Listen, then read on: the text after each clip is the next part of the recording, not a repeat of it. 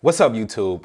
It's Wavy Wayne. Basically, last video I showed y'all how to go to Amazon and other sites online to pick all the necessary things that you need to get a studio started in your crib for under 500 bucks, all right? Today, we're just gonna expand on that and show y'all how to set everything up that y'all just bought, including the booth that I talked about I was gonna introduce to y'all. Let's just kind of take a look at everything that I have here and everything that you guys should possibly have as well.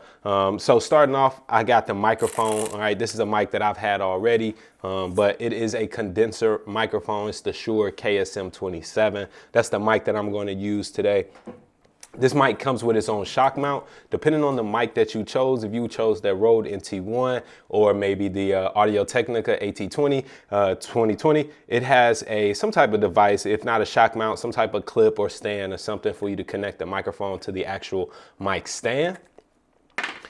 I also, of course, have XLR cable, and I have my pop filter.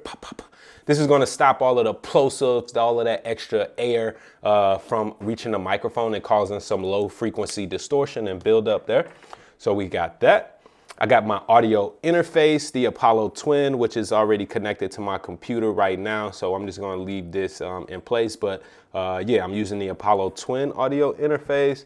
And here's what I got for the booth. I got a bunch of, okay. And of course, I got my mic stand too. This is a DNR mic stand. I know I told y'all about the Amazon Basics. This one was a little bit more than the Amazon Basics, but if you got that one, it'll work just as well. So for the booth, this is what I got, all right? So we're basically gonna be building this booth out of PVC pipe. So I got a bunch of PVC. I just went over to the hardware store, Home Depot, and I started off with 4 of these, right? Let's get this lighting right. So some of the joys of having your home studio is that you get to find out all of the different noises that's going on in your house. So that was currently the dishwasher finishing up. So before y'all started recording, definitely make sure that you turn off the air conditioner. Make sure you turn off any dishwashers or anything that may make noise, and also make sure you got batteries in your smoke detector, because that little beep can mess up your whole recording too. So this is some 1-inch Schedule 40 PVC pipe, and it comes in 10-foot long poles when you go to the hardware store. So Home Depot, there was a 10-foot long. I just had them chop it in half so that it's now, so I have 5 feet of this. And dude obviously didn't do a great job at cutting this, so hopefully that doesn't give us too much problem. But I took 4 of those 10-foot poles and had them chop it in half. So now I have 8 5-foot PVC pipes, okay? And then I also went and got 8 of these. These are like 99 cents. These PVC pipes were like $1.50 or something like that each. And they cut it for free, so super cheap. I got 8 of these. These are little elbow joints, which is going to allow me to basically connect these PVC pipes, and this is how I'm going to make the walls of my booth really, really easily like that. Boom, you see, a part of that is already done. I'm 1/4 of the way done. But I'll show y'all all of that by the end of the video, exactly what I'm going to do with that. And I got 2 of these packing blankets. Now, I bought these because I'm sure my wife doesn't want me to use our blankets, what y'all call them things? What you call that thing, baby, that go on the bed? Comforter. She ain't want us to use the comforter. She wouldn't want me to use the comforter as the booth, but in your crib, it may be fine for you to just use a couple blankets to line your booth. So I picked up these packing blankets. They were probably like 17 bucks a piece. I just got 2 of them. So yeah, these are the 40-footers too. That way I can really, just give me 40 square feet. That way I can layer them up, fold them in half, especially because they're not super, super thick, but I do want to set that up. So part of the reason why we're going to need to build this booth is, as you hear, you probably can hear right now, I'm in this room, it's pretty open, and we're getting a lot of reflections in the room. I can hear my voice bouncing off the walls all over the place.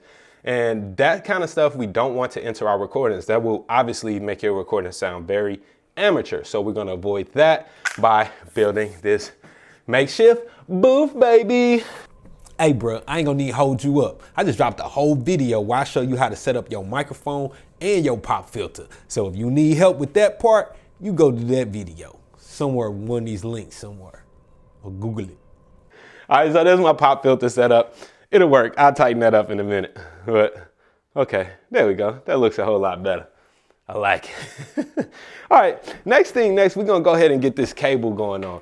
Now, when I actually set this up, I'm over here because I'm gonna actually use this closet over here. We got this coat closet in our living room. I'm gonna use part of that as part of my ISO booth.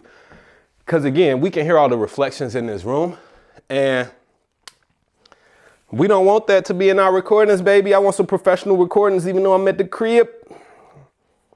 So now I'm gonna take the male end of my XLR cable and we're gonna plug it into the audio interface, okay? So some of your interfaces, you may have the jack on the front, some of them have it on the back, kind of like this Apollo. So I'm just gonna go ahead and choose mic input 1, right? Where it says mic line input 1. I'm gonna make sure that my XLR cable is lined up with the inputs on the interface, and then I'm gonna go ahead and pop that into place. All right, both of the microphones that I recommended to y'all are actually condenser microphones, which means that they require phantom power. So somewhere on your audio interface, you should see a button that says plus 48V, plus 48V. All right, so I can see that here on my interface. Let me just bring this down here. Right here on my interface, I have a little button where it's lit red right there, and it says plus 48V. So I'm gonna hit that, and it's gonna actually activate my mic. And right away, I can pretty much see that I'm getting signal on that mic. Huh? It seemed like it, but are we getting signal? Cool. So I just gotta turn up that preamp. On this interface, the gain control is very easy. It's this big old knob in the middle. Depending on the interface that you chose, your setup may be a little bit different. Make sure that you read the owner's manual for the instructions on how to operate your interface. My interface connects to the computer via Thunderbolt. So I had to get a Thunderbolt to USB-C adapter to connect it to my MacBook Pro. Make sure that whatever adapters or connectors you need for your interface, you have them. Order it at the time whenever you order your whole interface, all right? Make sure that the connection, whether it's USB, USB-C, Thunderbolt, whatever it is, make sure that it is gonna be compatible and that you have the necessary connectors, okay? So let's just do a quick test right now. I'm gonna raise this mic up to get it mic level. And I'm gonna open up my DAW real quick just so I can record something in here. So I want y'all to hear the difference between recording out here just in the regular room and then once we set up the booth. So let me just go ahead and do a little test recording. This is a microphone test. This is how the microphone sounds when you're standing in the middle of the room without any acoustic treatment. This is how it sounds before we build our booth.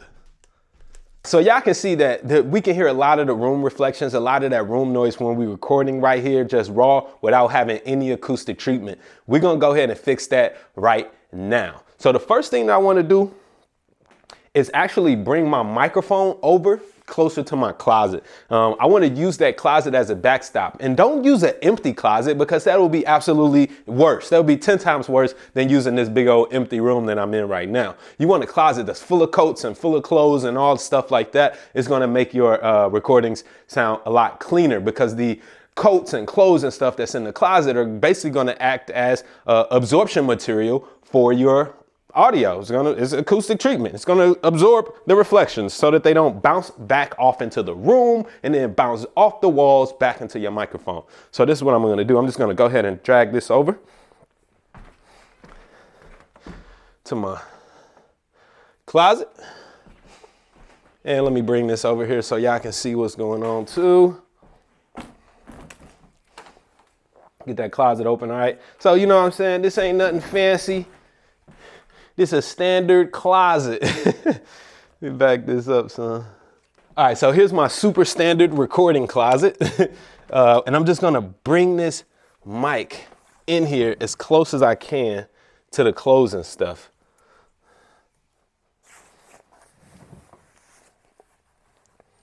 This way, once I speak into my microphone, my voice will actually travel into the closet and get stuck in there, and then it won't come back out here to bounce off the walls. Hopefully it will just go into these clothes and stuff, get absorbed as much as possible. Even though when I talk this way, I can kind of hear how it has been, the reflections have been reduced versus when I turn around and talk this way. Hopefully y'all can hear that too. When I turn around and I'm talking toward the room, the big empty space, I can hear a lot of reflections versus when I turn around and I'm talking directly in toward the closet, I'm already reducing some of those reflections that are happening. All right. So we just want to get that mic as far into the closet as we can. All right.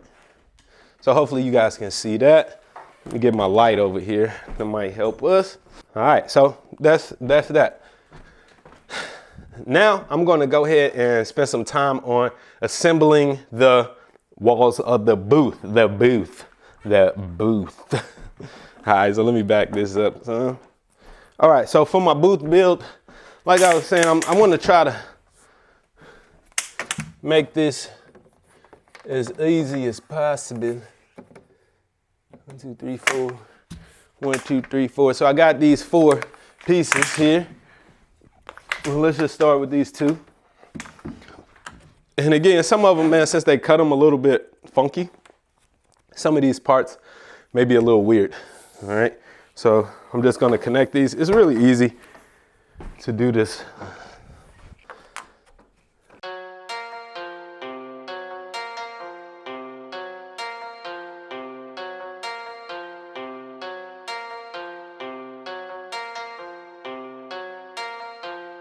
Can you turn that down, please? One of them got the wrong thing they had in the wrong box, man. So one of my things might not work right. I might have to put some duct tape on this one because I just grabbed one of these wrong pieces because they was all just in a box, but we'll work on that. Yeah, see, that it doesn't fit in there. So I'm gonna have to bust out the duct tape. I'm gonna have to bust out some duct tape.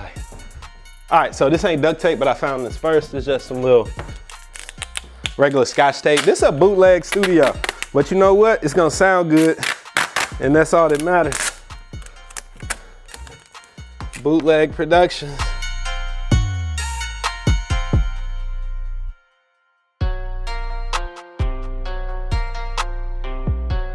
I mean, this really couldn't be easier. As long as you get the right pieces, it's a cinch. All right, so now I got my PVC set up. And again, the dope thing about this is that when you're done with this, your family probably don't want you having this booth set up all the time, especially if it's in the living room, it's not in the bedroom or something like that. You can easily just take this down, put this up under the bed, and then set it back up whenever you need to. Or you could, it really don't take up that much room. You know what I'm saying? Depending, you could lean this against a wall after you get it set up. All right, cool. So now let's get the next part of this going. So kind of like this, while I'm creating this little triangle that's going down, that's gonna be good. And so what I have as well, I got these zip ties. I'm just gonna zip tie these together in a couple of spots. And again, you can cut this if you need to. This one is gonna need 2 zip ties. Because they're a little big. This will help everything to stand up, stay sturdy by zip tying them in kind of like this little catty corner. They can support each other.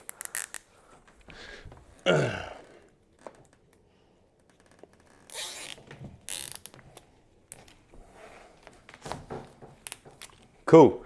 So there we go. Now, let's just take the packing blankets and drape them over this little setup that I got here.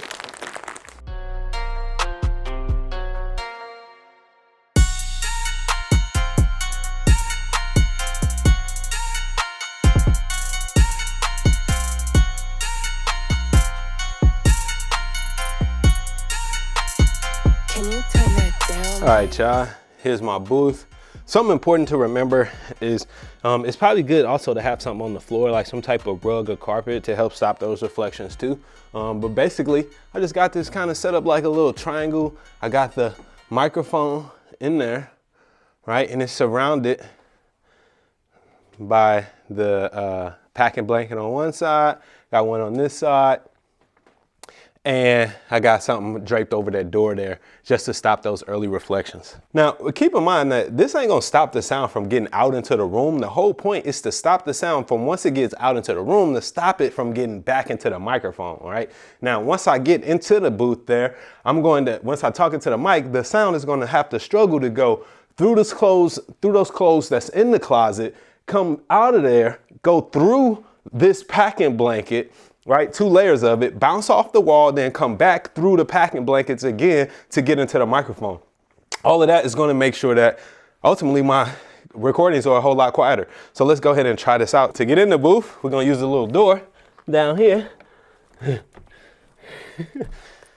And now we're in the booth. All right, y'all. So this is me in my makeshift booth that took me about 10 minutes to put together and about $60 to pay for. So here we go. Y'all probably could do this for cheaper with blankets that y'all already own, but you know, this is the Wavy way. So hopefully this video was helpful in getting y'all a home studio set up so that you can start to record and get some great quality recordings, even though we all trapped inside of our homes right now. If you're new to the channel, please like and comment and subscribe, because I'm dropping gems like this all the time. My whole purpose is to be able to help y'all to get better recordings, whether you're at home, in the studio, or whatever, all right? I'm Wavy Wayne. Please stay safe and practice social distancing. Wash your hands and take it easy. Be dope.